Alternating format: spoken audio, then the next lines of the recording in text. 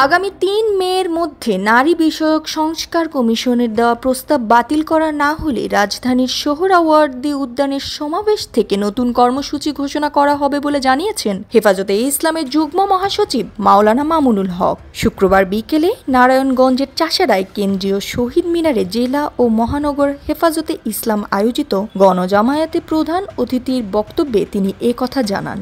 নারী সংস্কার কমিশনের প্রস্তাব প্রত্যাহার করে কমিশন বাতিল সহ কমিশনের সদস্যদের বিরুদ্ধে আইনি ব্যবস্থা নেওয়ার দাবি জানানো হয় সমাবেশে।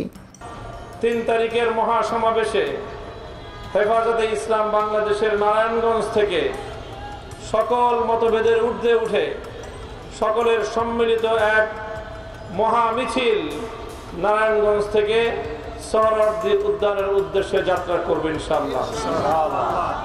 আমাদের সাংগঠনিক কিছু মতপার্থক্য রয়েছে, ইনশাআল্লাহ ৩ তারিখে আমরা সেই মতপার্থক্যের ঊর্ধ্বে উঠে সকলে সম্মিলিতভাবে প্রস্তুতি নিয়ে ৩ তারিখের মহাসমাবেশকে বাস্তবায়ন করব।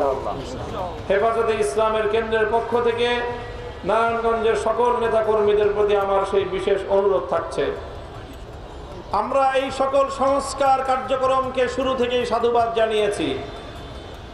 ৬টি সংস্কার কমিশন গঠন করা হয়েছে। ৫টি সংস্কার কমিশনের প্রস্তাবনাকে আমরা স্বাগত জানিয়েছি। এ দ্বারা স্পষ্ট প্রতীয়মান হয় হেফাজতে ইসলাম বাংলাদেশ এবং দেশের আলেম সমাজ, ইসলাম প্রিয় জনগণ বাংলাদেশের বর্তমান সংস্কার কার্যক্রমের সবচেয়ে বেশি সহযোগী শক্তি। কিন্তু দুঃখ এবং ভারাক্রান্ত হৃদয় নিয়ে বলতে হয়, বিগত 19শে এপ্রিল নারী বিষয়ক সংস্কার কমিশন যে প্রস্তাবনা উপস্থাপন করেছে এটা দেখে আমরা স্বাগত জানাবো তো দূরের কথা, বাংলাদেশের আলেম সমাজ এবং ইসলাম প্রিয় জনতা আমরা স্তম্ভিত হয়ে পড়েছি।